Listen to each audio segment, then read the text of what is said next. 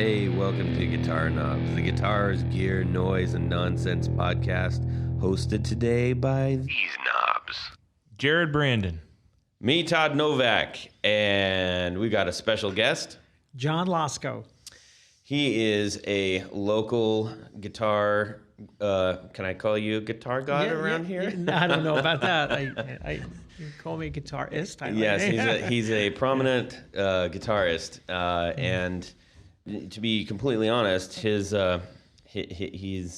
daughter lives right next door to me, and one day they came over and they said, "Hey, my dad, he really likes guitar. Can he come over and hang out and look at your guitars?"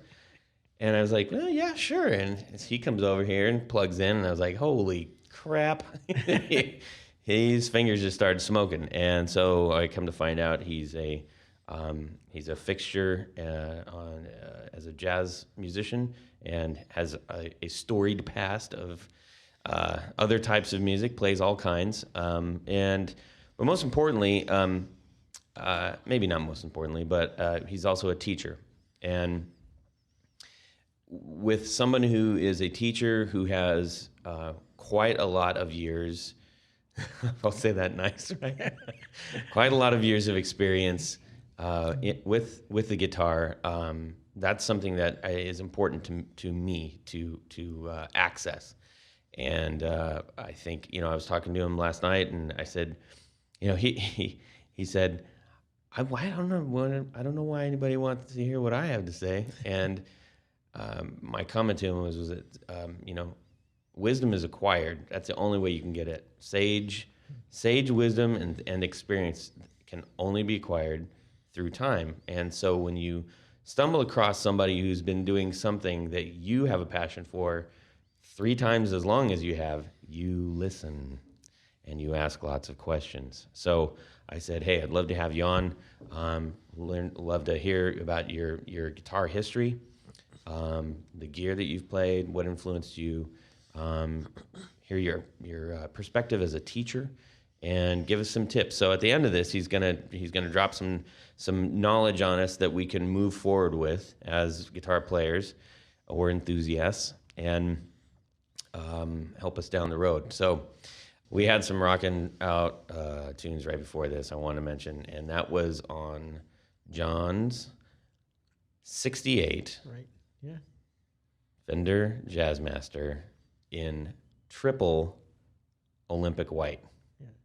So that's white headstock, white binding, and factory white over factory sunburst.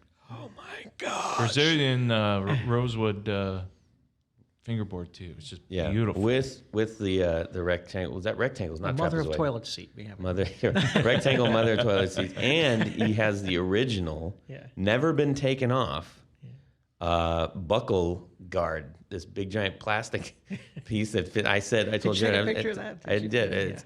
I've been around guitars for at least 30 years of my life, and I've never seen one of those before. Yeah. Ever until tonight. It's like a big plastic cap over the back, a see-through plastic.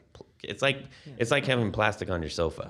That's true. It protects it, and you can wear those big belt buckles. Right. Do you wear big belt buckles? Not often, but if I ever did, and back then I don't remember if I did, but you didn't have to worry about scratching the guitar. Yeah.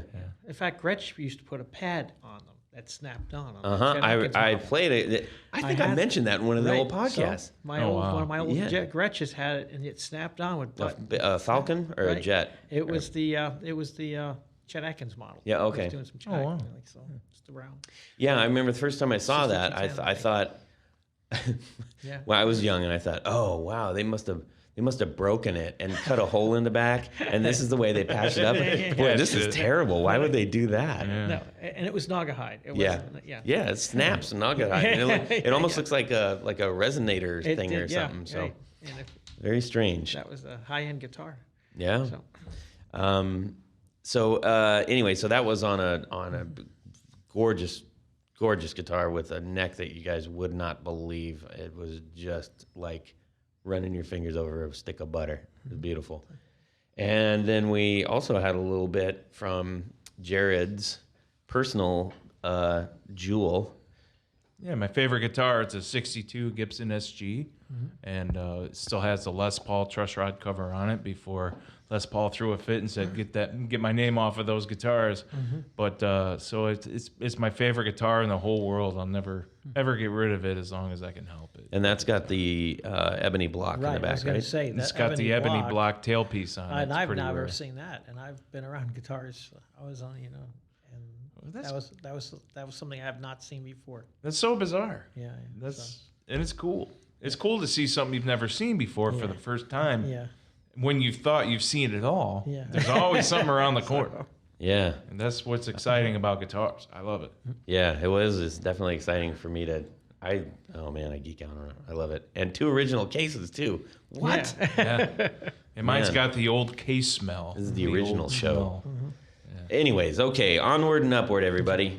Jared, what's new? Oh man, I've been talking about the Gibson L6-S, and the other day I decided on a color, and so the past week I was thinking about it. Hold your pants. It's gonna be Speedboat Sparkle. Of course, you probably knew that, right? But it's gonna be orange. I love it. I love the fact that it's Speedboat orange. Sparkle orange. I man. love that it's orange. Oh, really? I can't wait to see that thing when it's done. And I'm sure there's a couple collectors out here who are like just absolutely like clawing at their face right now. Just what are you doing, painting it that color? Yeah. Well, they came mainly natural. right? Yeah, that's right. Boring for that guitar, in my opinion, because it's a thinner guitar. Yeah. And It's like the width of an SG, isn't it? kind of, yeah. If not thinner, it's real small. Yeah. But it's real light. It's maple, I believe. It looked like when I got it, it looked like the person who had it last had a cat, and the cat clawed at it. Yeah. So I talked to the fellas that were working on it just the other day, and we were discussing color, and they said, "Yeah, man, that came out really easy. We already prepped it up, and it's in the paint booth, ready to go." I was pretty surprised because it usually takes a little longer process, but whatever, man. I'm just thrilled about it. I went to see I'm thrilled about it too. Yeah, the pickguard guy about it. So Jared has offered to give that away to our list. Really? Because it's orange. Well, you can always Just have kidding. it sanded Just and kidding. painted natural. So everybody understands Jared is not giving that guitar away, Right. except maybe to me, but probably We're not. definitely going to play it. I think. We'll definitly bring it in and he'll play it. And Oh, I'll bring it in. Yeah. and now that has the resin. What are they called? Like resin coated pickups. Yes, yep. It's epoxy resin filled pickups. Yeah. They originally came with, and I don't really So want to imagine like one of those things, like when you see like a scorpion encased in resin. Yeah. But this is a pickup encased in this. Yeah, so if it breaks or whatever, you can't fix it. It's Yeah. broken forever, and you can't tear the thing apart to fix the break inside. So I'm not going to build them that way. I'm going to build them to the same specification, but I'm not going to use that epoxy stuff. Yeah. So I'm going to do my best to reverse engineer an original You're one. gonna use asbestos, huh? My bestest. Now I've got a retainer now because my front tooth, my crown broke, so I got this big full retainer up into the roof of my mouth just for my one front tooth. Yep. He's gonna take it out, everybody. There he is. Ta-da! I had that for years, man. Well, yeah, it's Same thing. And then you start lisping. right. Well, it's temporary because I am going to get a implant. Yeah. Yep. I got one. I got both my front teeth knocked out separately. Don't talk about fun times. Anyways, okay, cool. So that's you're gonna keep giving us progress on that. Oh, absolutely. Awesome. Okay, John, So what's up? I was going to ask you, are you going to use pot the Pot the pickups. I am. and wax? Are you going to pot the pickups and wax? And Yes, okay. I am. That's what I was hoping you would do that. This Oh, way yeah. you can fix them. That's right. It's true. So what's good with me? Let's see. Okay, well, I'm teaching guitar and violin, and that takes most of my Saturdays. And I don't even know if I'm playing tomorrow, but it could be. But I know the Saturday after. How many gigs you do like a month? Do you think? A month. It really depends on the month. In summer, in the spring, it slows down. And this time of year, it kicks in. Usually get called for parties and things like that. Yeah. I've played at Brookside Country Club here in town. Yeah. And, in other restaurants and Yeah. just things like that. So is that? We'll get into this And a little bit later, I but don't advertise because I'm teaching. Plus, you're a busy I'm man, a busy guy, and you so- got a real job. You got a big, you got a big Yes, boy job. Yes, I got a big boy job.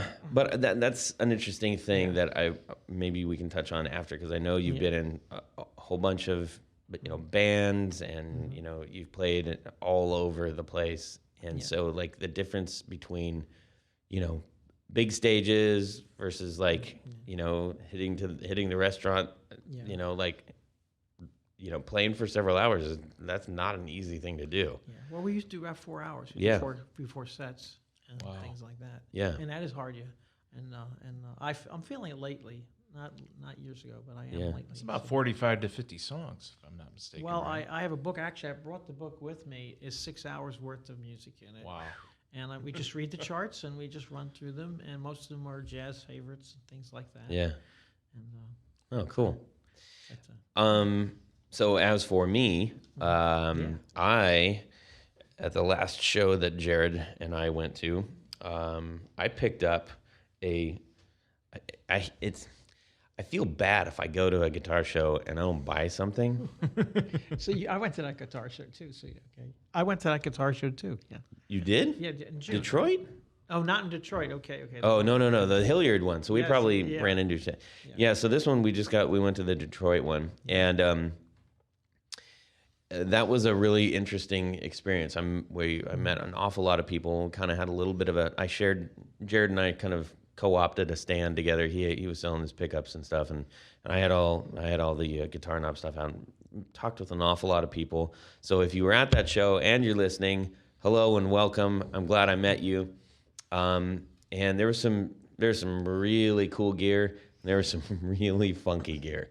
But I happened upon a tape, and I might feel a little bit bad about saying this, because I happened upon a table, and there was a rat pedal sitting there, and I've always wanted one, and it was in really good shape, and it was sitting there with the box, and I picked it up and I turned it on the back, and I see this little sticker that says Keeley Electronics, and I was like, and I looked, and it's got a little toggle on the top between filter and volume. I was like, this has got a Keeley mod on it, and it's in excellent shape, and these things are built like tanks, and the potentiometers on these are just, they're the kind that you just want to keep turning and turning because they're nice and heavy. I mean, the thing's heavy.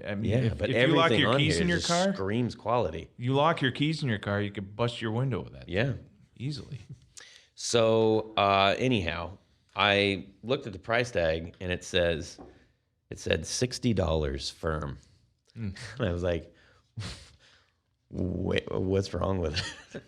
And I said, is that a Keeley mod on this? And he's like, well, geez, I don't know. And I said, I'll take it.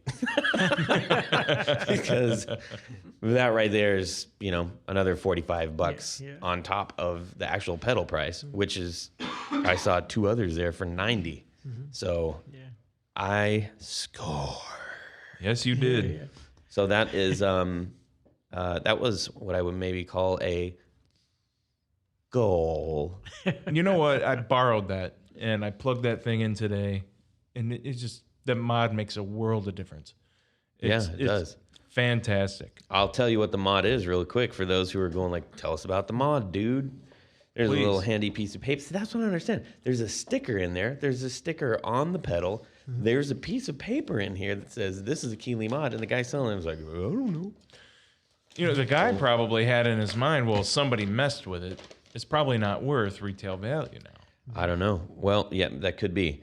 So it's a three-way toggle switch, and the one of them is the classic rat sound. Yeah, classic rat sound. And that's to the right. If you switch it to the left, that is what's called a fat rat with a PH. Really? Normally, the rat has two diodes in circuit for clipping, but we add another in order to achieve a tube-type tone. Volume is increased slightly, and there's an added richness to the signal. Fatter and more complex characteristics are present in this mode. If you switch it to the center, this is the Mighty Mouse mode. Prepare for super volume output. We take a diode from the circuit, so this thing, we take out a diode from the circuit, so this thing is raging with volume. Great natural sounding gain, and then some. There's enough volume to boost any amp into true overdrive. I mean, how can I not buy this, right? You've got all these choices. Oh, man. So I'm super excited. I ran. I didn't run home. I drove Switch home. all the way to the right is my favorite. Yeah. I was see. That's interesting. I liked it kind of all the way to the left. Oh, Different flavors. I want to try it. horses for courses, Right. as they say over across the pond. Hello, UK users. I'm ready. And listeners. So that was what I did. So I was really excited. I got myself a new pedal, and I've been playing with that, messing around with that. Oh, and I'll do that the next one. I'll wait for next episode to tell the other thing. It's very exciting for me. What? What? You guys can't hear that, but I can because I have headphones on. Oh, we can hear it later. Yeah. Right. Yeah. So anyways, let's get on to our main topic. As I mentioned before, we introduced John, and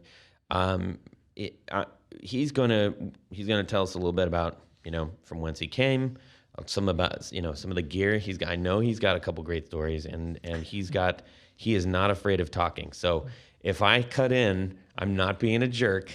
I'm just trying to make sure that we don't go 3 hours. Okay. And we're gonna have loads of questions.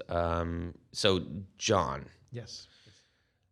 how old are you? I'm 63 years He's old. 63 and he's still rocking guitar. I love it. Okay.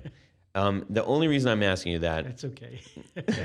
is because that is immediately going to give everybody who's like much, much younger to that a little bit of perspective Yes. on why you're here and the stories you're going to tell. Okay? So, I'll prompt you with some questions. Okay, here we go. When did you first start playing guitar?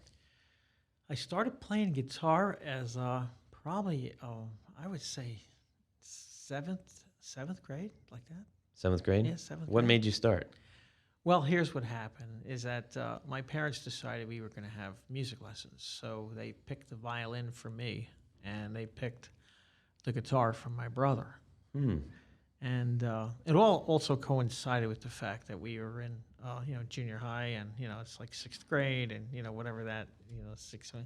So, and then I liked the cello, but, it didn't work commuting in New York City on subways and buses and things like that. We lived on Staten Island, so we had to take the bus. And if anybody knows Staten Island, New York, that's where we grew up. So for school, we picked the violin, and for some reason, my brother ended up with the guitar, but he didn't have to do the violin. So I was playing the violin, and I was taking formal lessons, and my brother was playing the guitar. And every time I complained about it, my mom would tell me, well, you don't want to tell your brother this, but and my brother knows now, but you have talent for music, so we thought you should learn the violin, and the guitar is kind of and that was their perspective on it. So That was pretty common back then, right? it was, yeah, back in Yeah. whatever it was, 1966 or something like that. So Did whatever. they have the violin at school? Did they have the orchestra yes, at school? So Yes, you they played did. in that too, right? right, and we ended up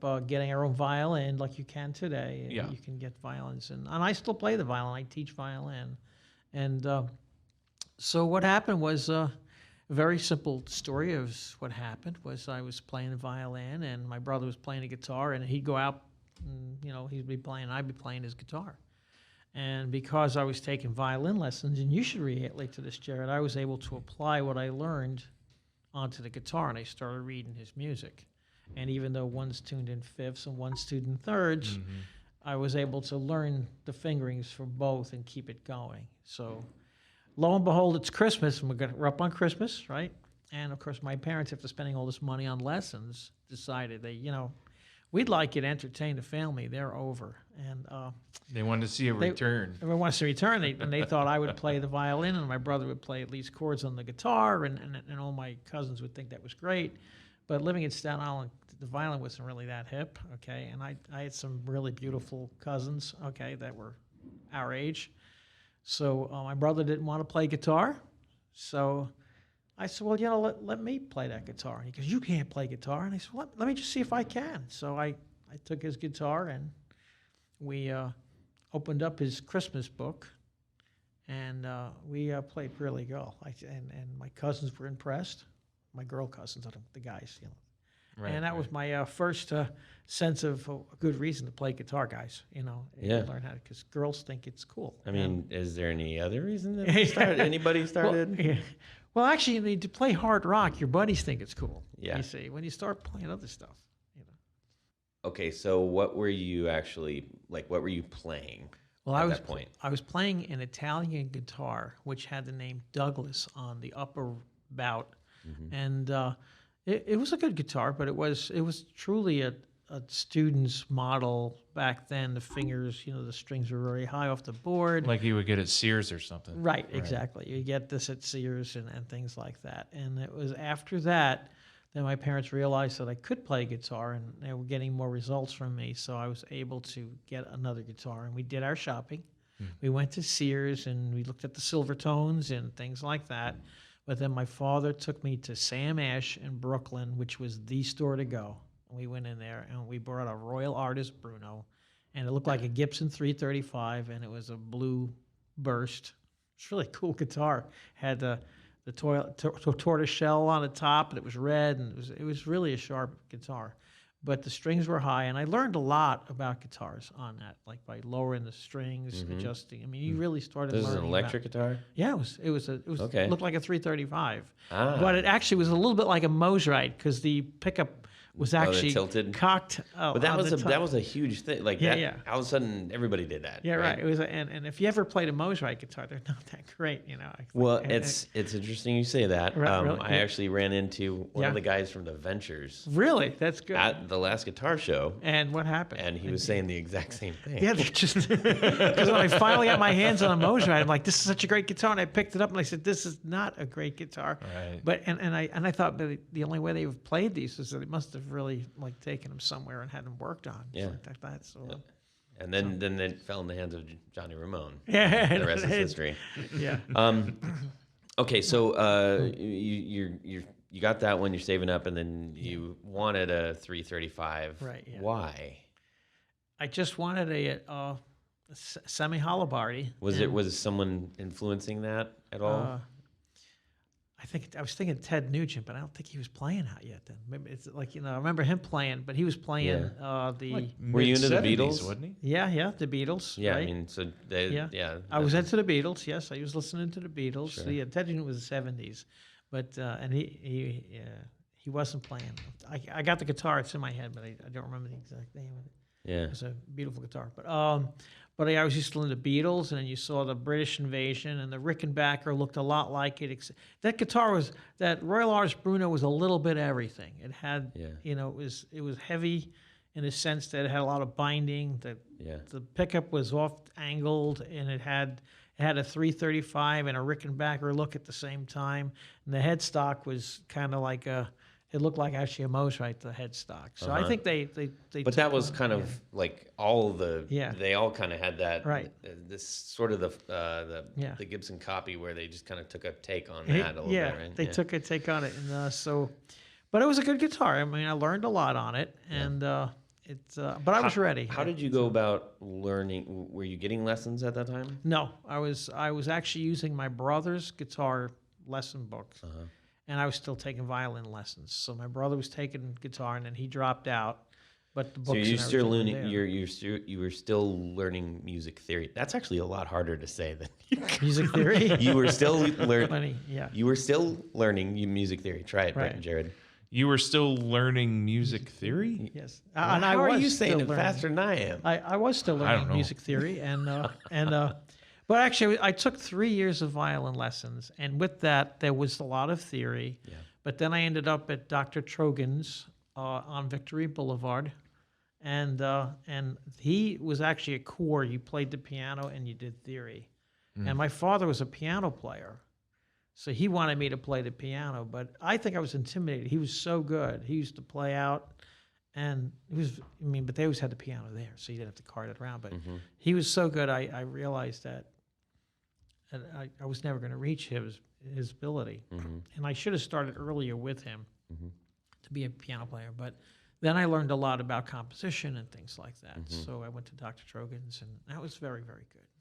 And so as you're still continuing sort of your, I guess what might be termed classical learning, Yeah. your love for guitar is growing. Right. And are you sleeping with the guitar at this point? It was in my room, and well, it was interesting because like we didn't get an amplifier, so what we did was we had a radio, and then we had a TV or record player console.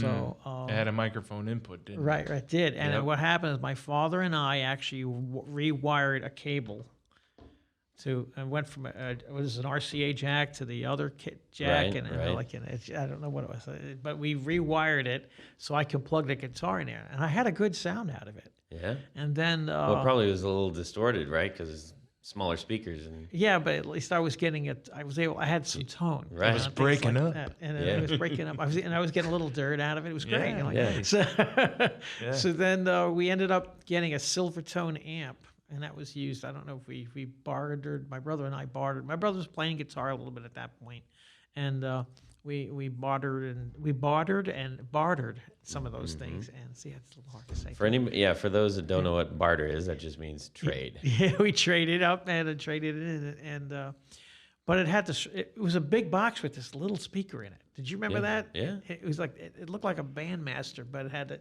Teeny. a mini band, but it had this like 10-inch speaker, and it just didn't hold up. Maybe it was like an 8. I don't know what it was, but that broke up a lot. And then I remember getting speakers and cutting the Bigger thing hole out, out for you. and then using a Baffle, jigsaw. yeah. You take the screen out and then use a jigsaw, and then you put new speakers in. Yeah. But I learned a lot about ohms at that point, and Sure. you know, I had to match it up with the amp and things like that. We blew up. Then I remember getting this is really funny. You'll get a kick out of it. It's those things you used to actually plug them into the jack, and they were a box. It was a small jack, about maybe 3 inches by 4, and it was a boost. And that's Oh. what. And then you plugged your guitar into it, so you get that big muff sound out of Right. it. And it lasted about 20 minutes, and it killed the amp. It just totally blew it up. And it was like, See, there was no YouTube no. to look at to learn any of this stuff, Yeah. so So- it was just, Right. trial by error. So you did a lot of fooling around and trying to make. Right. And then I remember my dad come home, and I was back to the TV console, plugging that in. And I was warned not to play it too loud. But you went through these things, and you tried different things, and then you borrowed amps and things like that. One of my favorite amps was an amp similar to what we had. It was an Ampeg with a turn head, and a friend of mine played yeah. the bass. Yeah. And he brought it over, and that was. I mean, you can just Super drive cool, anything. yeah. And had Yeah, so John was referencing, and sorry, I failed to mention this. The amp that we were playing at the beginning of this is my amp built by Dave Harris, who we did an episode, I think episode 9 with. Yeah.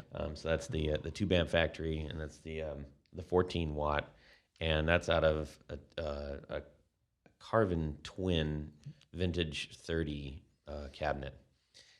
With rattlesnake cables, input and speaker cable.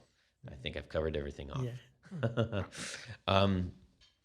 So okay, so you are an emerging guitar player. You are a seedling guitar player.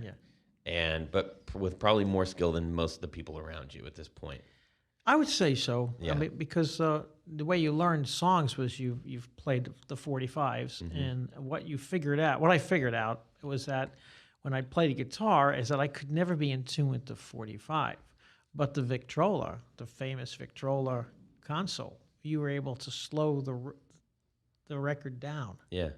You were able to adjust it. So if you put a record on it, you can adjust it where it was a quarter step down or a quarter step up, and you actually needed to speed it up. So you could speed it up and actually Play along with it, which was like great when I got my 10 Yeah. Years After album, and I wanted it to play like Alvin Lee, and I was like, and the strings were too high on the guitar to do that, but then I had to adjust my strings. So there was a lot of like finagling to get to where you wanted to go and to be, you want to be a guitarist, and you listen to a guy like Charlie Christian, you're trying to get that sound and things like that. But but like I remember listening to Alvin Lee and like I want to sound like him. He's such a fast guitarist. You know? And so and then what happens? So now you've learned, you have you've got the guitar skills. You're moving forward. At this point, I imagine you're probably going like, "Hey, I'm supposed to be in a band, right?" Right. Well, I was playing out, and I was playing at different places, and I was doing a lot of hard rock. And my dad was basically a 30/40s player on a piano, and he said to me, "Hey, John, when are you going to stop playing that? You know that you can say crap. It's okay. Crap. When are you going to stop playing that crap?" And I was like, "What's the matter?" And he said, "You know, you want to earn a living and you want to make some money and you want to pay for college." He said, "Start playing society music." And he says, "You know, society music, meaning jazz, right? And stuff that people like to hear, like something I could pay for, like that kind of thing." He was really letting me know that that kind of thing was going on. Was he a stern guy or was he open-minded? He was in the Navy his whole life. Okay. And then when he left the Navy, he continued to work at the Brooklyn Navy Yard. Okay. And he was in the drafting room, and he. So he's really open-minded. Yeah, I would say he was open-minded for a guy from for a career Navy guy. Oh yeah, I mean yeah. WW2. Yeah, he did go to World War II. Yeah, he was in the Pacific, and he's still alive. His birthday. No kidding. Was November 28th. He's 99 years old. Oh goodness! Wow. And my mom's 97. Good for them. And we're planning to have a big party when he hits 100. So Holy moly! I got to get back to New York. Well, next time you guys swing, I'd like to meet him. Yeah. Okay. If you ever bring him next door. Anyways. Okay, we're getting all personal. So here we go. So back to the bands. You're playing hard rock. Like, okay, who's influencing you now? Here's what happens. I was looking for a Stratocaster, and I could not get a Stratocaster. And all the Staten Island in the stores, they were either overpriced, you couldn't find it. And I was checking the newspapers. So I'm looking in the Staten Island Advance, and I look at it, and someone's selling a Fender Jazzmaster. I didn't even know what a Jazzmaster was, but it was a Fender. They wanted $150 for it, and I only had $75 saved. So my dad takes me to see the guitar, and we look at it, and we lived in Great Hills, and we went down to at the time, and we went to Dongan Hills, and this house was twice the size that our house. This is in New York? Yeah, this is the Staten Island, New York. Right. And the house was beautiful. The kid is a senior in high school at Newdorp High School, and then next thing I know, he's got a '67 Mustang. You know the type kid, right? He's got the car. He's got the guitar. And his name was Chaz. Yeah. Bradley. I know Chaz, but it's not the same Chaz. No. So I walk in, and there he's sitting there. Is a Gibson 335 and a 355 red. Wow. And he's selling the white Jazzmaster. Oh, that must have been a twist. Right. So I tried the Jazzmaster out on a Vibrolux amp. I thought I was in heaven. Okay. Yeah. I said, "This is the." Now the action was high. I like the Vibrolux. Yeah, I own a Vibrolux now too. Yeah. I don't travel with it much because it's huge. It's heavy, but But I played it through that. It was like a done deal, and I didn't have the money. So my dad got together with his dad, and they got it down to 125. And next thing I know, I gave him my $75, and my dad gave him the rest, and I paid my dad back. Thank you, Dad. I did. No, but he lent me the money, and he told me, "I'm lending you money." And he leans over and he says, "That's what I earn in 1 week before taxes." Oh my goodness! Isn't that something? Wow. So that guitar at $125 was his weekly salary. That's a lot of money back then. Yeah. So you think about that in perspective. Yeah. I was like, wow. So I think some more perspective is also that there was a point where you couldn't find a Stratocaster.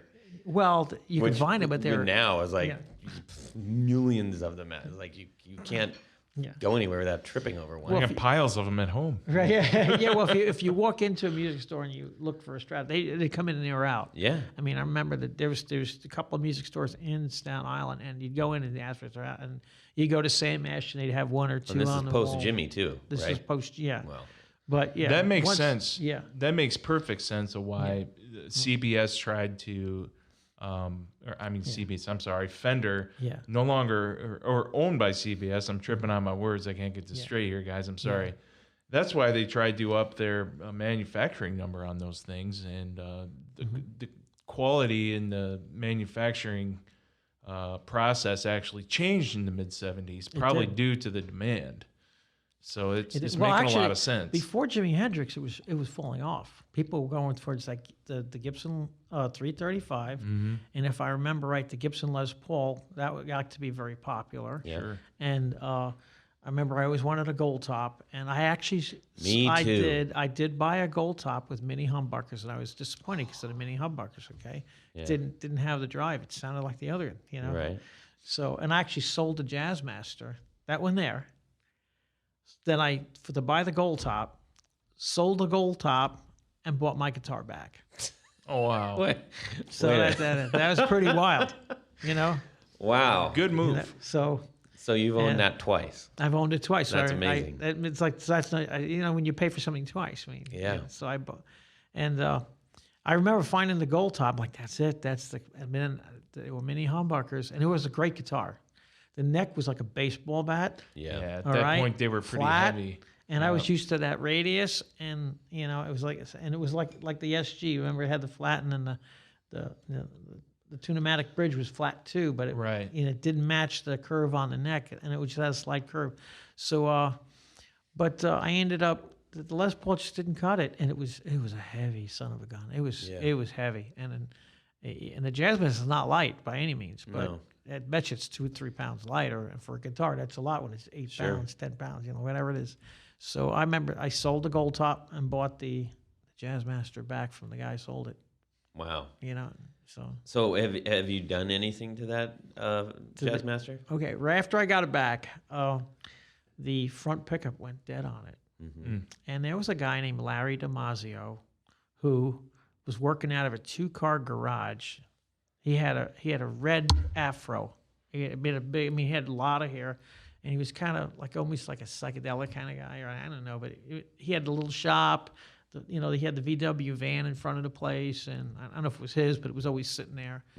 And it was on the southern end of Staten Island, somewhere between Annandale and Todd. I can't remember exactly where it is now because it's been like 40 years or something. He's still there. Actually, is he really? His company is still there, but I but think now he he's lives famous. he's out in Arizona now. I and- think he's probably retired. Yeah, but my pickup, well, he's about 5 years older than me, I'd say, 5 or 6 years older than me, but not more than that, though. But I remember taking my guitar there, and the pickup went dead, and I don't know what he did, but I got it back, and it was hotter than that. It was like playing a Les Paul. And it was a single coil. It's like a hot P90 or something. So I had to bring it back. I said, you got to balance these things, because like now the bridge pickup wasn't doing a thing. I'm like, it's like it was there, it was nice, but I could use it for rhythm. But because it was the bridge pickup, it was the wrong one. It was too bright, So I ended up taking it. He was really getting popular after that. And I was just using the front pickup for everything. It was like you could do anything with it. It was like it screamed. You can make it sound soft. You can do jazz. You can do popular. So then I ended up taking it to a guy in the East Village who worked on it, and he balanced the pickups. And I'd say they're a little hotter than the original, but they are the original pickups, and they've been rewound. It was deliried. So well, not really. I mean, I wanted to. To be together, so the volume and tone work together. Yeah. So, but it's so you got an original. It's all Marzio hand wired right pickup in there as well. Yeah. On top of all of the other things with that guitar. Right. Well, but it's the original pickup that he hand wired. Yeah. And it was pretty experiment. And I just think he put a few more rounds in it to me. Yeah. Is that what you do to make him hotter? That's what you do. I think he put a few more rounds on that thing. So I've communicated with Larry too, under different circumstances, but yeah. Yeah. So that's interesting. So, his pickups tend to sound a little sharp in the things, and I've leaned more towards the Seymour Duncans in the last 20 years. DiMarzio is known for building the hotter, thicker pickup, and he does get credit for innovating the 4-wire lead. And he was really it was local. Hey, you got to take your guitar to this guy, he'll fix it. Right. So he was a local guy. It was like if you said J. Thomas Davis here, he's a local guy, or John Balzinius in Columbus, he's a local guy, or Phil Almeri at Fret Shop. I mean, it just Right. he just local guys that did really good work, and so that kind of thing. And then Phil does incredible electrical work. If you know him, he's pretty crazy, but he's done work for me before. But basically, when he worked on the guitar, the instructions were to keep it original, but make it work. And I got more than I bargained for, quite frankly. So it was That's cool. I ought to reverse engineer those, so in case anything happens to them, I know, so Yeah. you know how to Well, if fix it goes your out pickups for again, you. you talk to well, Jared. Yeah. well, I don't think I've never had trouble with it after that. After it was balanced, it was fine. Yeah. And it still has the original tone, and I Yeah. just think has a little more punch to it. And you heard it, you guys. were playing Sure. it, yeah. So instead of going up to 10, it goes up to 11. Right. Yeah. It's like the old. Remember the amps that had that the 11 on the amp. Right. Yeah. But who did that? Was that Spinal Fender? Tap. Spinal Tap. Yeah. Right. I remember that the amp was Yeah. like on the. So, Yeah. you okay? So now you're into your Jazzmaster. Right. You're playing out. You're playing hard rock. Mm-hmm. And you're in a couple bands. Right. So, how long does that go? Or tell me about when you're in the bands and you're kind of going like, yeah, I'm a band guy now and I'm playing hard rock. Yeah. And then what? I think I'm yeah. priming you. I know because what you're thinking about, And yeah. then what is what a lot of us hit. Okay. Well, the then what was I wasn't being challenged. Mm-hmm. But the then what was interesting too, because my father was right. He said, you play society music, you're going to make money, you're going to do stuff, you're going to pay for college. And quite frankly, he was right. I changed my venue. I started doing 50s music. I started doing the 30s and the 40s. I started playing a little bit with him. And the next thing I knew, I was making money. I was doing weddings, bar mitzvahs. I was wearing velvet jackets and bow ties. Yeah. And the guys weren't that excited about my bold buddies but I could still rock and roll with them. Yeah. But not But only you were did I have making the money in money. my pocket, but you started meeting some really nice girls. Like Sure. again, the Yeah. reward on the icing on the cake. They, like wow, because they look when you're dressed up and you're wearing a suit. They think you're going somewhere, and Right. you may not be going anywhere except home. I but, love you that It's the John guy. perception. He's so classy. Yeah. Yeah. And they talk like that in Staten Island. I you know, know. Like they just that. So Handsome. but if and it's interesting. You started like, well, there's a lot to this. If you're going to make this a career, you may as well do that, right? Yeah. And so I was. I remember I was at, and it's very interesting. I was playing some music, and I was in a basement, and a guy had a guitar behind the bar, and he said, "I got an old guitar behind the bar." I said, "What would you buy it for?" He said, "I don't know. I only had like $30 in my pocket," which was a lot of money back then for me to have in my pocket. So he pulls it out, and it's a Gibson ES 175. We didn't know it, but it was in 1953. Oh, wow. Holy That's moly. With early, a man. single P90 in it. That's A early. single P90, and I'm playing the white Jazzmaster. And I told him, I'll give you everything in my pocket. He goes, how much you got in your pocket? And I opened it, I had $35, $35. He says, I haven't played it, take it. Oh, you gotta be kidding me. I gave him $35 for it. Cha-ching. It even had a case. Had the original case with the pink interior. Yeah. But here's lift-on the, case, here's the yeah. thing. The arch top was crushed because the ribs let go. Oh, So it okay. was down a little bit. Right. And I took it to Mandolin Brothers, and they took the top off and steamed the top Wow. till the right spot. And I ended up putting $250 in that guitar. And when I got back, I had a beautiful 1953 Gibson ES 175 with a P90 pickup in it, played superb. Wow. I ended up not playing that guitar for a lot of years. I played that guitar from 1971 till about 6 years ago. I mean, that's Wow. like a $5,000 guitar now. Did you have to get a refret? I mean, did you? Didn't need frets. It needed Nothing? the top steamed, and that was a ton of money. That was basically. I meant throughout the period that you've had it, because that's a Yeah. long time. I mean, my dad had a '69 Gibson Dove, and Right. I mean the fret wear on that thing.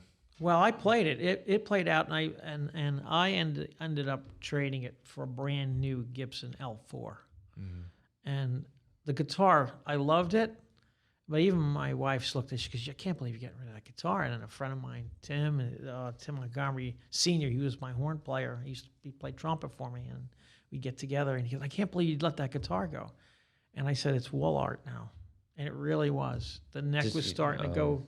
You know, because I had the cutaway, and it was caving in. It did its job for many It did its years. job, Yeah. and I always wanted an L5 or an L4, and I literally It's a little sold bit bigger body, isn't it? it. Yeah. Yeah. And so I got $3,100 out of it, and I got an L4 Nice.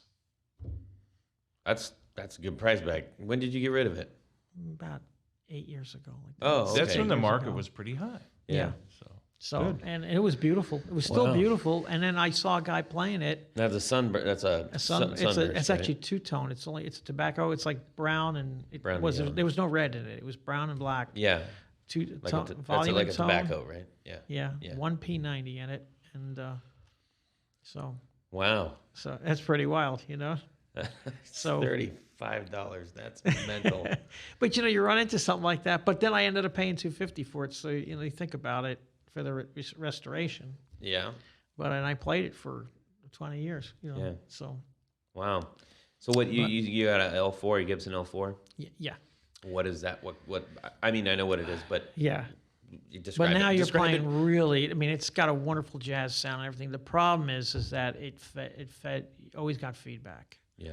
And you literally had to stuff your Pretty thick underwear body, in right? the F holes and things like that. Because what I realized is that the pickups were mounted on the top, and that was what created. Resonant. Yeah. And I had two, and it was a beautiful guy. And when you put the 175 the new 175 next to the new L4, you looked at it, and they were the same guitar, except one had a plywood top, the 175 had a plywood top, and the L4 had a carved top. Well, that added to the problem. So I ended up selling that at Mandolin Brothers and buying a Gibson 335. And Came full circle back to the I 335. got a Candy Apple Gibson 335 and a 56 Telecaster. Oh man. So the 53 Gibson turned into two really nice guitars. So you have an actual 1956? No, too? it's a 1980 reissue 56 reissue. custom shop. Nice. Okay. And I'll tell you that if you think that guitar plays, the other one, that one, I was playing that one yesterday teaching, and I was doing all venture stuff, and that's why I was fooling around with Oh, the ventures. funny. I mean, that's the venture guitar. Yeah. And I went through we call it. I was going through the Princeton, also the Vibrolux. But you're talking about the Jazzmaster at this Right, point. yeah. But not the I used Telecaster. the Stratocaster when I was teaching just 2 days ago. And Okay. all the venture stuff. So. The early 80s custom shop reissues, those alone are Yeah. pretty valuable, and I really love how they built those. Oh, the guitar's They're unbelievable. great guitars. That Yeah. They just did a fantastic job back then. Yeah, so it's a gorgeous guitar. And what's nice, when I got it, it came with all the goodies. I mean, it came with a strap. It came. It has a candy. It Yep. has a 3-way switch, and it came with a 5-way in the box, and an What? ashtray. You know the ashtray cover? Yeah. I got the ashtray cover, the 5-way switch, but I never changed it. I said I'm leaving the 3-way, and I'm putting it in between. I'm Right, putting you jam it in the- between the... Right, because that was yeah. the right way to do it. And it was like, and then so my student comes in, and he's got, one of these, we call it Mexican Telecaster Stage Masters with the humbucker on the bottom. Oh, yeah. Yeah, it's modern. they're very good. I mean, they're very, very good guitars, but it doesn't It's have the different. sound. It's not- And he's got a 5-way switch, so I said, well, here, try this, and I showed him you have to put it in between the first and the second to get, and you're down by the bridge, and it just screams. Sure. But that's a nice guitar. That's Yeah. I've had a lot of offers to buy that, and I have not sold it. It's then just, don't say it's got the tweed case. I mean, everything is. Yeah. It came. What color is it? It's the two-tone tobacco. Okay. It's no red. It's a 56 copy or 56 reissue 1980. Okay. So it was like a anniversary model or something Yeah. like that. And then you got the 335, which you had always wanted, and you Right, I finally got now. it. Yeah, and I play it out at Christmas because it's fire end. It's Bright that, red, yeah. and you it's gotta got the do it. bear claw in it and everything. What year is that? That's I believe that's a. Excuse me. That was like a 96. Like Okay. a 90. Bear claw. Okay. Bear claw is when you see like the vein, the radiance in the wood. Okay. Flame. Call that like bear flame? claw, like the flame. That's Okay. called bear claw or Okay. flame. And Nice. so and it has the bear claw Never on the heard front. that term, the bear claw. Well, cabinet guys use it. And, Okay. And I work with a lot of guys doing stores and store fixtures, and they call it the bear claw. Interesting. But So, yeah, now, just to be clear, in the guitar world, Yeah. that would be we'd call that flame. Is that Right. different than flame? no, it's the same. Same thing It's as flame. the same. Okay. The same. Yeah, thing. when you have your top and you're Yeah. tilting it towards a light and you Right. see it change colors Right. and all that kind of thing. Yeah. Yeah. If Yeah. It like moves. It's a beautiful thing. So there's, I Yeah. mean, there's a couple different things. There's a quilted Right. top. There's a flame top. There's a bubble. Yeah. There's like right. all those different variants. You know. Bird's eye maple. Yeah. Well, this is a bird's eye maple with the flame, and it's just Nice. gorgeous. Oh And, wow. yeah, when I fell over that one, that was like, I think I'll buy this. So can I ask, Sure. like, what did that set you back? That set me back about $1,800. That's it. That's not bad. Yeah, it was It's not bad at all. I was getting ready for it was a used. Whopper. Right, but you're thinking of today's numbers. you Yeah, see, true. And also it was used. And when it was used, but was it vintage? I wouldn't call it vintage. Okay. I think it looks. I mean, the binding is deliberately yellowed and things Okay. like that, but it's not heavy yellowing. Yeah. It's not 1956 vintage, but it is still kind of vintage. Yeah, yeah. I mean, But We're you see, talking about the 56 talking was about the never- didn't have any- 335. Right, the 335 and the 56 was just red, and it was a maple top, something like Right. the table here. Yeah. But it didn't have any of the bear claw or the flaming Right, and things like right. that. That was something that was Plain added top, in the it was plain. 80s and the 90s. Yeah. Actually, the 90s, that's what it. And I think they're making better guitars today. I mean, when I'm seeing it, Yeah. I'm comparing it, and because I've played the old guitars, Yeah. and I've had them, and went through a bunch of them.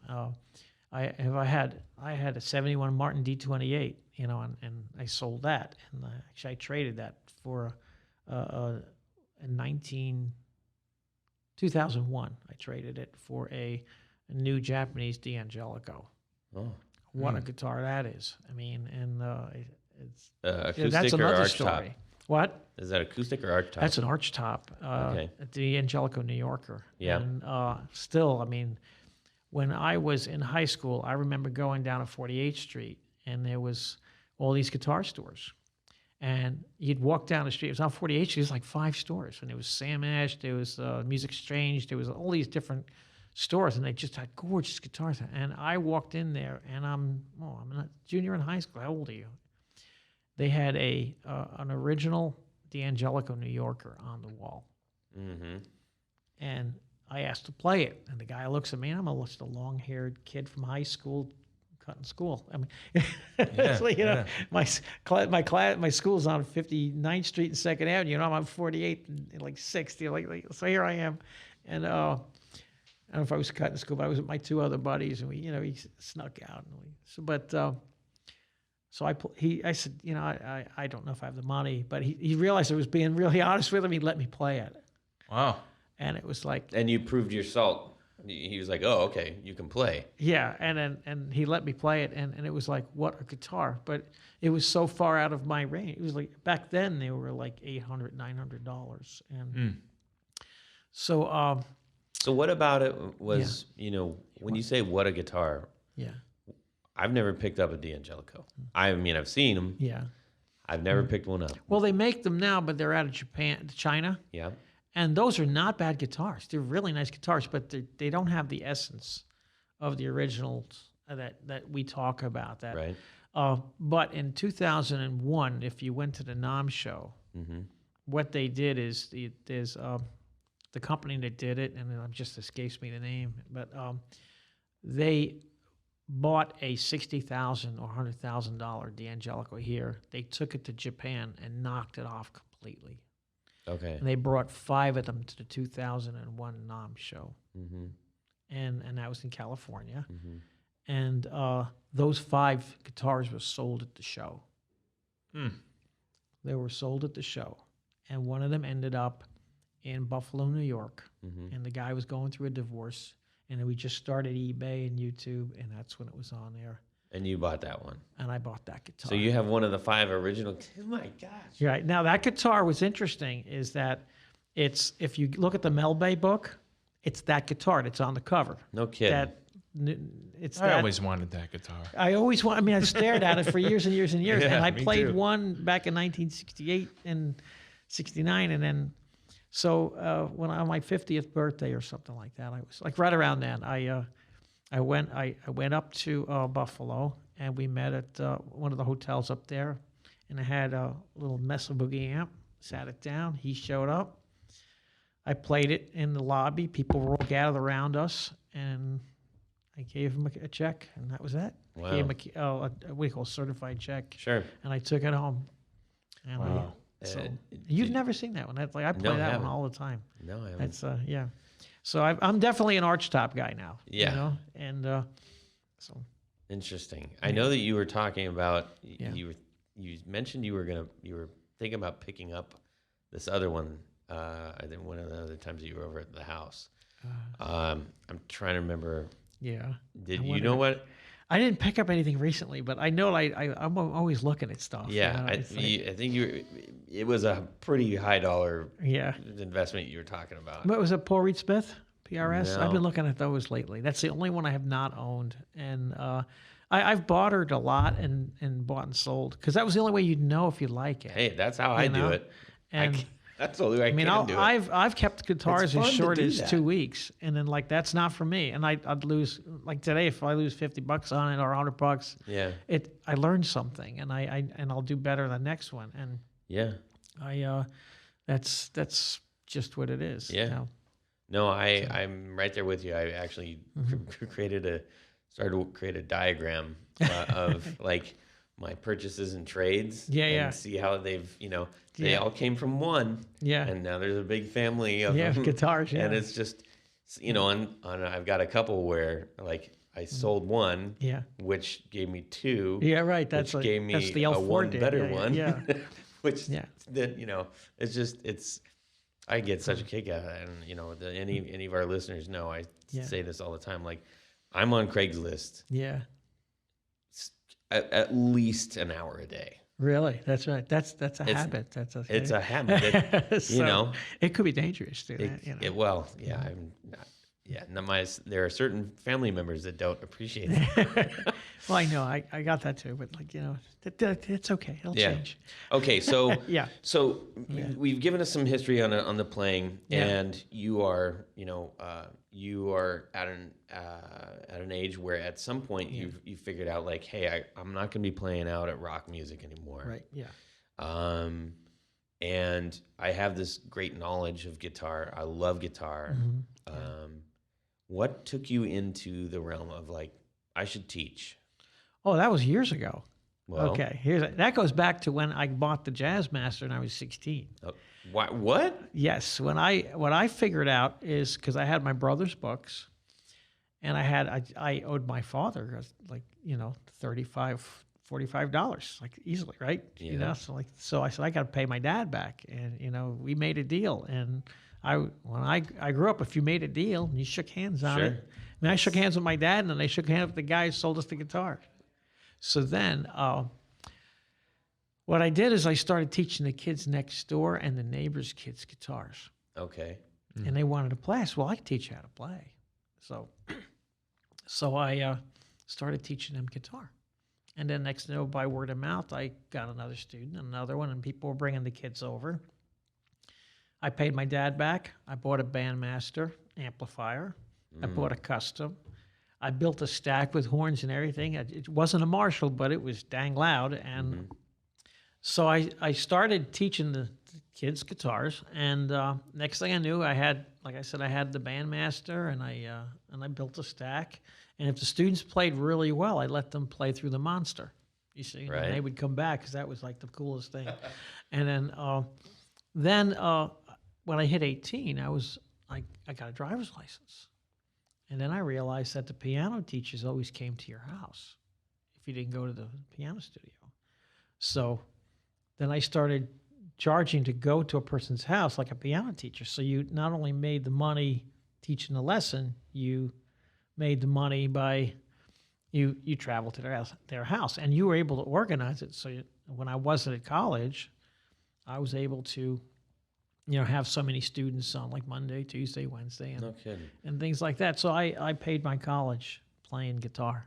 See, now I Teaching. don't know why I just assumed Yeah. that you decided to do that later on in life. I did do it I later wonder on why again, that though. assumption is, though. Interesting. So that's when I did that. But Okay. what's interesting is that you grow up and things change. And I was playing out. I was playing in clubs and things like that. And then what I've learned though is to teach, you need at least 9 students to keep you on your game. You need that's the cutoff. If you have less than 9 students a week, and if you're not practicing those other hours, so to speak, you really are not on your game. You have to put in 9 hours a week, something like that. And this is coming from a lifelong Right. player with a lot of talent. Yeah. Everybody. Yeah. So practice. It's practice. Practice. And there's nothing like going over the fundamentals with a student and getting you paid for it, and that's your practice time. Right. And it was almost a selfish thing. Is I taught because I needed to pay my dad back, but then I realized I had cash in my pocket. I started playing at society bands, and I started doing that. And I paid for college, and did architectural engineering and things like that, and design work, and teaching, and I got a teaching degree. And but it was like when you started going through all that, you realized that you can build on what you know. And the key to teaching is you just got to be ahead of the student by one lesson. I mean, I had some pretty good lessons, and I've had students that really pushed me because I knew they were coming back next week, and I didn't have what I was teaching them, but I had it well enough to show them how to do it. And they'd leave, and I go, "Oh, I gotta work on that." I have students right now where I'm teaching them how to read second and third position on the guitar, and you just don't play in third position unless you're playing lead. You're not thinking down there, you see. But if you're reading, I definitely do not think down there. but yeah. So you have to apply that. So, but then I moved to Columbus with American Electric Power because I was in a mechanical design division. And I think the interesting story on that is, here I am, I'm 26 years old. I'm in Columbus, Ohio. I'm a guitar player, and I know no one. So. Yeah, well, me too. That's what happened when I got here. Oh, really? Yeah, that's right. You came from Yeah, California. same thing. Yeah. So I did what I did in New York. I went to all the guitar shops, and I met the guys down at there in it's High Street South. Yep. What's that? It was like Groovy Dog. They get together on Saturday mornings and Yeah, play, and that kind of stuff. All country music and things like that. It wasn't my thing, but it was good. I really enjoyed it. I loved the company. And then I ended up on campus at a store called a String Shop. Do you guys remember the String Shop? Maybe that's probably after you. It was right next to the Agora, which is now we call it's not the Agora anymore. It's called something else. With the rock, right. It's on 17th Street, 17 and High. What is it? Newport. Newport. It's the Newport now. Newport. Okay. You know it's the Newport. Yeah, I knew it as the that's Agora. That's a and, fantastic place. I mean, I moved here like 10 years ago. Yeah. So Todd Rungert was showing up there. And I knew him. From You knew Todd Rungert? just we've met. Okay. How did you run into him? Oh, he was playing with someone that I knew was in his band. Okay. And then he came to the Agora, and I said hello, and it was Right. that. He wasn't even hanging around. He was like, so it was just that kind of thing. Interesting. But it's you run into He's a people. character. Yeah, he is.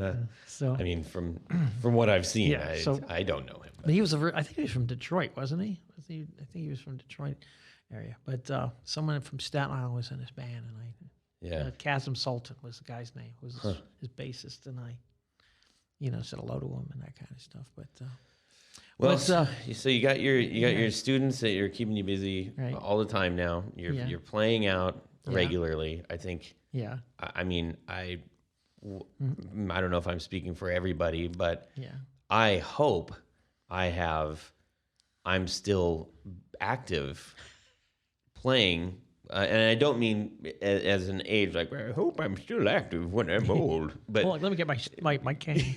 Hold on. It's next to my guitar. But I mean being plugged, figuratively plugged in some way. Because I think a lot of us get into, we go like, yeah, I got stuff. Now I'm in a rock band. And then then what happens? Yeah. Or you move and you're completely. When I moved from California to Minnesota, I was out of it for almost 5 years. Yeah. It was brutal because I come from a very rich music scene in Orange County, California. Oh, wow, yeah. And then come out here. This is an incredibly rich music scene here. So I was very lucky. And I just had to start putting myself out there. But once I get past, like I can only do the punk stuff. I don't know. I mean, there's some pretty old punkers and stuff out there too. But I was just it struck me when we met. I was like, wait a minute, this guy's way more. He's doing more guitar stuff than I am, and that was intriguing to me. From like, okay, so what paths does one take to get there and to stay on top of the game? Which brings me to we're gonna have to start pulling things together here. I asked you earlier. I said, you have a ton of experience. You've played just about every kind of guitar brand. We've talked about many. The what? Disco. Disco. Disco made money. And when you came over to my house the first time, like I just wanted to start asking you a million questions, but I knew that would have been incredibly rude, and I just wanted to listen to you play, quite honestly. Yeah. So I asked you to kind of give us two things, a couple of tips for like if you're gonna play. These are the things you gotta know. Like get these things down. And some of this could be general knowledge for a lot of people, but I felt like it was worth asking.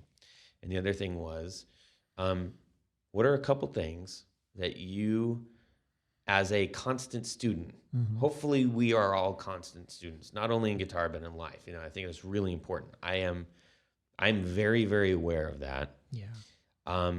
And I'm a bad student, bad guitar student, because I get stuck playing like, I like playing this, I want to play this, I want to play this, right? And you get stuck, and it's hard. It's hard to discipline yourself to push yourself out of that. So, what are a couple things that you got to know for sure? Just for anybody who's starting out or anybody repicking up, and then what are a couple things that to be the best guitar student that you can on your own to do? Okay. Well, the first answer on that is I would learn how to read music. Reading music and understanding chords and chord constructions. One of the things that I teach is I do not teach a person to memorize a chord. I teach them how to find the sixth tone. In other words, if you're playing a G6 or a C6, you're going to find the sixth tone. If you're playing if I tell you got to play the ninth, what is a ninth tone? And I like to teach them chord constructions. And if you understand the constructions in the two bar chord positions, which are the two main ones, there's a lot of them. There's at least 5. But if you, in the first, which you're following the E string and the A string, I would first, learn the chords, learn where the notes are, and then from learning the notes, learn the constructions. So if you see a B flat minor 7 flat 5, you can do your minor. You can add the 7th, and you can add your flat at 5th. You see, and it's that kind of thing. And then you'll start memorizing those constructions because you'll see those things coming up a lot as you're working with it. So there's nothing. One of the things I do with my students, I get them to read something fairly hard quickly, so that they don't get intimidated by sheet music. Now that is intimidating. It is, and I don't like to teach tablature until the second year or the third year with a student, because if you start a student on tablature, you'll never learn how to read the staff of a real music. So in that way, I'm a formal player, and that because if you learn how to read, and then you can build that.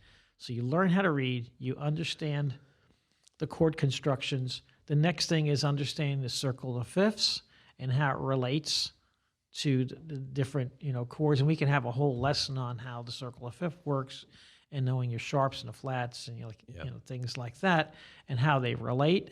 And then the biggest secret, and I'm going to give you a little secret, okay? Yay. The seventh chord is your doorway chord. Okay. How do you mean? Okay, when you see a seventh chord, let's say you're coming along and you see a seventh chord, and then you see like this suddenly all these accidentals. That told you that the key just changed.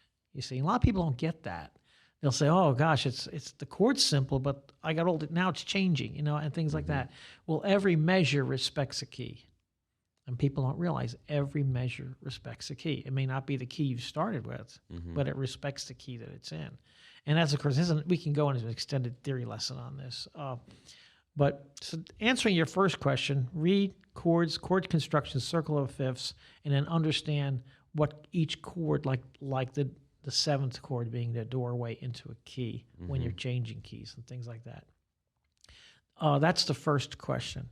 The second, that was the first answer. The second one, to improve, that was basically what I want to be a student on next, or how I would improve myself. I think as you, there are certain things where like, hey, fundamentally do these things, right? But as you, even if you have those fundamentals down, right? Because I know that there are people who are like, that was all completely Greek to me, right? Or I don't know what the heck he just said. And there's also a lot of people out there going like, amen, brother. I know exactly what you're talking about. Yeah. So beyond that, as someone who is just keeping up, your dailies or looking for new ways to improve, what are a couple tips that you have that you might give to students who are maybe just looking to stay fresh? How do you stay fresh? How do I stay fresh? Well, the way I stay fresh is I teach guitar, and I force myself to practice. But here's the thing is, even at my age, I'm 63, and you asked me that before, I don't want to practice. I'll tell you, when I come home from my, day job and I'm doing engineering work and I come home and I sit down and it's 6:30 and I had dinner, I just want to do nothing. I mean, other people do that, right? Yeah. And I love guitar. So, but if I go to the studio and I teach, it forces me to stay on my game. Okay. So that's the first thing that I do. I deliberately schedule students on a selfish level, but but there are also a lot of, like, now my students are going to Iowa State. They're in the School of Jazz. They're starting their own groups. I'm going to hear them. When I go out, I don't hear, at the church that we go to, a lot of the people that play in the youth band took lessons from me or are taking lessons, and it's good. I mean, it's just very rewarding to see that, and you're contributing to their life. So let me touch something real quick. You just said you hate to practice. Yeah. And I think that is, for me personally, always been, like, because I started in violin when I was a kid too. Was that a nightmare? It was awful. It was awful because I'm an ear player. Violin, and all I wanted to do was, I heard Rocky, the commercials, and I would just sit there and copy the commercials. Right. So, but I couldn't play Mary Had a Little Lamb by reading it. Yeah. But I could play the theme to Rocky by ear. And so when the idea of, like, I got to go practice, and that's when you fall into the trap of going into the familiar. Right. So when you say, like, let's say you're not teaching, you don't have a student. What is a good way to get out of that rut, or to get over that hurdle? Well, here's what I do, and it works really well. First of all, I don't remember a lot of stuff. I read a lot of charts now. So, like, when I was playing the guitar and I was just sitting there, I play like 5 songs, twice. But if I pulled my book out, there's 6 hours worth of music. Yeah. And like, oh yeah, I could play that. I forgot that I knew that one. So the way you get out of the rut is to have sheet music, even if it's just words and chords, and you're changing the song. I mean, so in other words, you're not playing the stuff that you're familiar with. Right. You're forcing yourself to open up. Something new. Yeah. Even if you're reading tablature or regular scores or whatever you're doing, force yourself with an agenda. Good. Yeah. That's stuff to carry with us and moving forward. Okay, we're going to get to our top 4.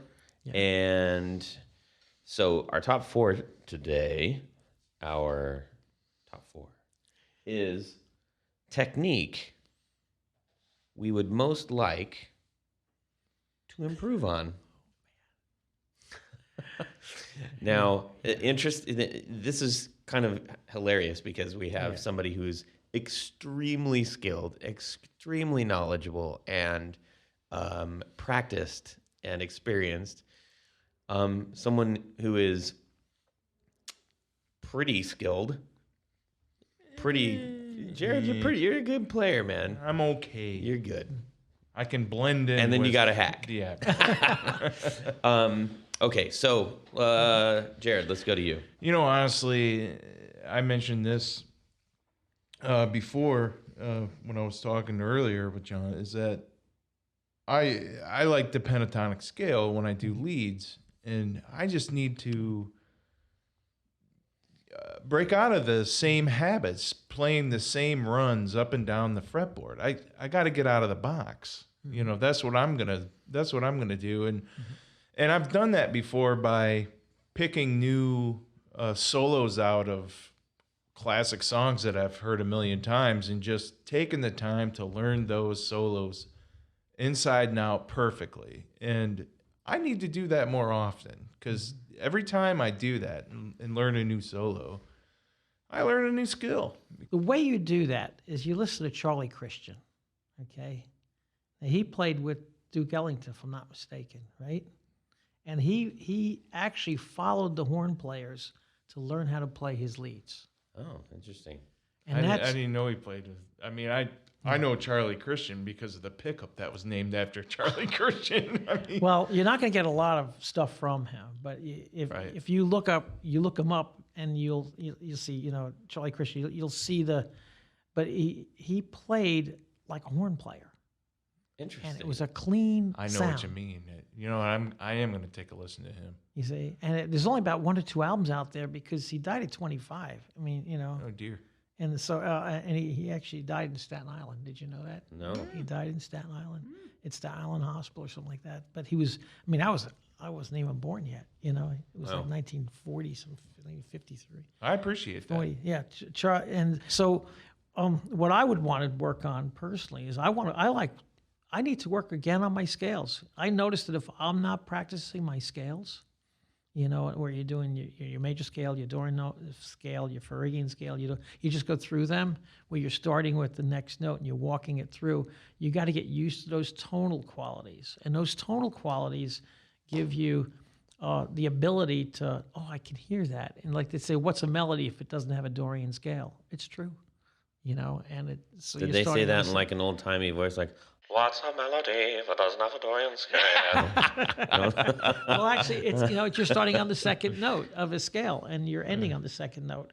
Well, that gives you a whole different tonal quality, you see, and that's where a lot of great melodies came out of starting the song with the second tone of the scale. So you started, an example, you started with a C chord, but it actually started on a D note, you see, and so it's very simple. I'm simplifying it, but then from that, then you do your arpeggio steps up from that, and then suddenly you've got this gorgeous melody, but you're still in the key of C. You see, and one of the things that I find when I'm sitting down with students, I try to explain them that an A minor chord is a relative minor to the C. Well, if you're doing your pentatonics, you know it's A minor pentatonic in the key of C, unless you're doing like 3 chords in this rock and roll. But like if it's in everything else, you're going to use that pentatonic scale, you know, in A minor. But then if you use it as a chromatic, it's beautiful. The best way to do that is have someone play an A minor chord while you play a C chord, and then reverse it. And it has an orchestral sound. It's fills the whole room.